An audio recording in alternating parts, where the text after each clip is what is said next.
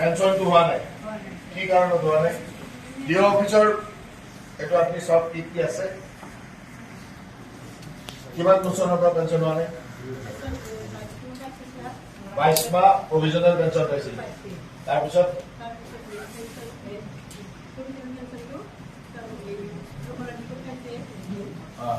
কিহৰ কাৰণে বিলটো যোৱা নাছিল 22 চনৰ পৰা এটা পেঞ্চন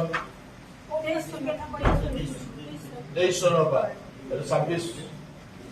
প্ৰভিজনেল পেঞ্চন পোৱাৰ পিছত 23 চনৰ পৰা 3 বছৰ পেঞ্চন নোপোৱাটো হেডমাষ্টাৰ আছিল এইটো একদম ষ্ট্ৰিক্টলি চোৱা কি আছে কাৰ ফল্টৰ কাৰণে পোৱা নাই 24 চনতে 23 চনতে ৰিটায়াৰমেণ্ট হওক 23 চনৰ পৰা পেঞ্চন নোপোৱাটো আজি 3 বছৰ পেঞ্চন নোপোৱাটো সৰু কথা নহয় এটা মাষ্টৰৰ তেওঁৰ হেডমাষ্টাৰ আছিল কাৰণে কিবা লাইবিলিটিও থাকিব পাৰে সেইবিলাকো চাব যে তেওঁ কিবা লাইবিলিটিৰ কাৰণে কিবা ৰৈ আছে নেকি কিন্তু লাইবিলিটি থাকিলেও এজন হেডমাষ্টৰৰ যি লাইবিলিটি থাকিলেও সেইটোতো চব কৰিব লাগে 3 বছৰলৈকে এইটো এটা ধেমালি কথা নহয় পৰিয়াল এটা কেনেকৈ চলিব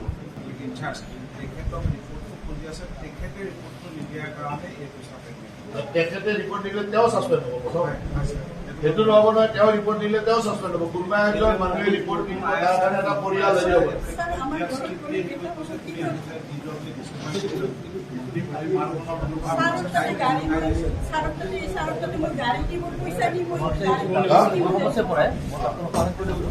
মোক কালি মেছেজ পঠাইছে যে মই এনেকে স্কুলৰ টিচাৰ হেডমাষ্টাৰ আছিল মোৰ হাজবেণ্ড মই এনেকে চলিব পাৰে 23 চনৰ পৰা পেঞ্চন পোৱা নাই কেনেকৈ কালি আপুনি গোটেই বস্তুটো চাওক যি আছে যদি সেইগৰাকী হেডমাষ্টাৰৰ কাৰণে যোৱা এটা ব্লকাৰ ছাছপেণ্ড ধেমালি নহয় কাৰণ এটা পৰিয়াল কালিতো তেওঁ ৰিটায়াৰমেণ্ট তেওঁ কিয় মাথা নিদিয়ে আজি তেওঁ যিটো কৰি আছে কালি তেওঁ ৰিটায়াৰ নহ'ব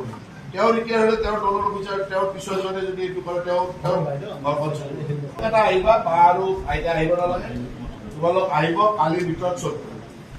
কি আছে আৰু আগতে যদি ইয়াৰ পৰা গুচি যোৱা আই এছ গণ্ডগোল কৰিছে তাৰো ছাছপেণ্ড হ'ব এতিয়া সেইটোলৈ নাই ৰেছপনচিবিলিটি এই সময়ত যদি কৰিছে সেইটো